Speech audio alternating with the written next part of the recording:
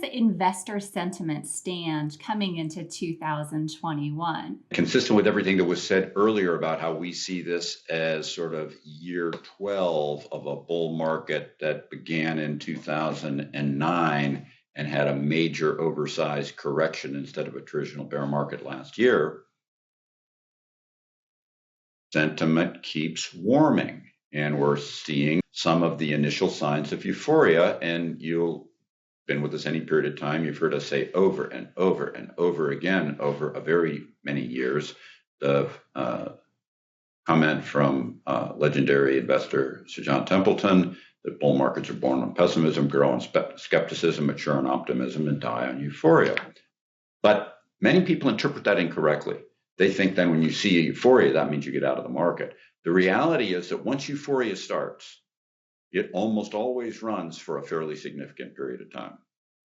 And mind you, going back to Michael's point about ABCD, which really means that too many people today use readily available data and historical things and don't have an ability to interpret them correctly because they don't really understand what really happened. They're just working off the data.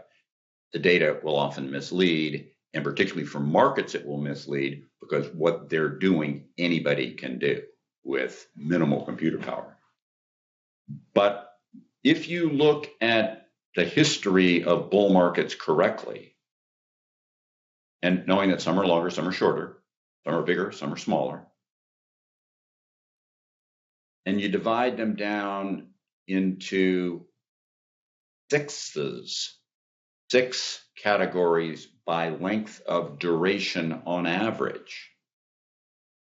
The first 6, coming off the bottom of the bear market, is the strongest, with historically, since World War II, on average, 40% returns. But the last 6, before the bull market ends, is the second strongest, with on average 24% annual returns. And that's because once euphoria gets going, it typically keeps building. And as it builds like that, people are bidding up the price of future earnings because they're more optimistic. So they do it naturally. They do it, and eventually too much.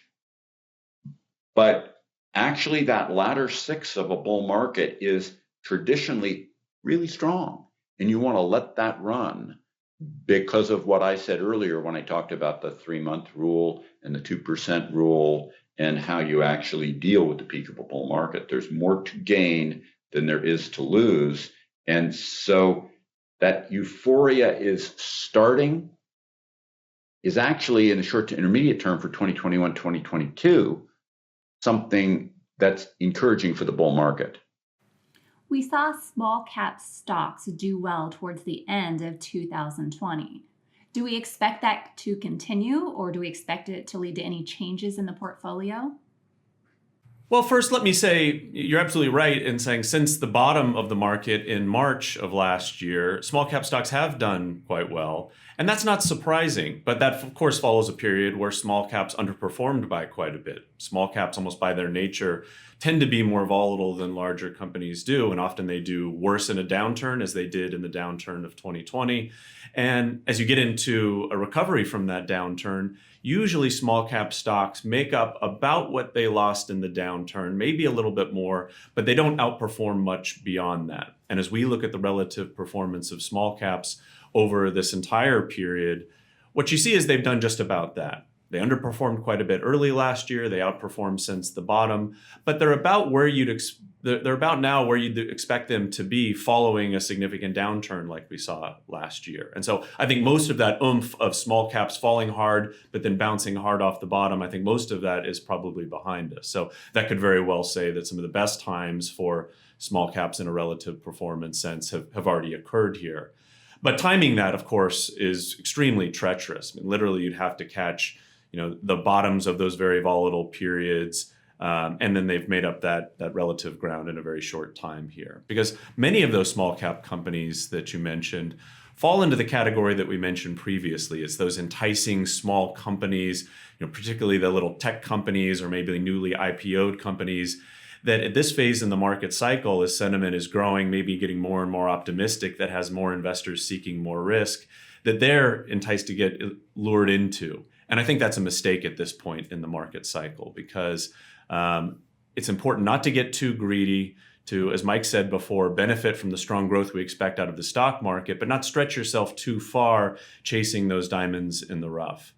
And I think here also, being in the late stages of a bull market has some important implications. It also means that we're looking out for the end of this market cycle. We don't want to call that too quickly, as Ken said. You want to be patient. You want to see that peak behind you before you decide to get defensive if you think a bear market is coming. But that's very hard to do if you're heavily invested in small caps, because small caps, from a liquidity standpoint, tend to be a lot less liquid than bigger companies do.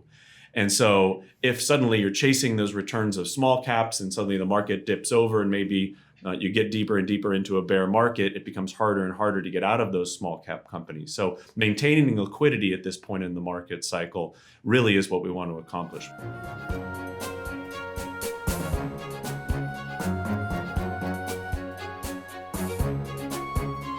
And for views on current events in the world of investing, visit marketminder.com. Updated daily, it offers on-demand access to Fisher Investments' most current thoughts on capital markets and the global economy, as well as our sometimes irreverent commentary. We hope you will enjoy it.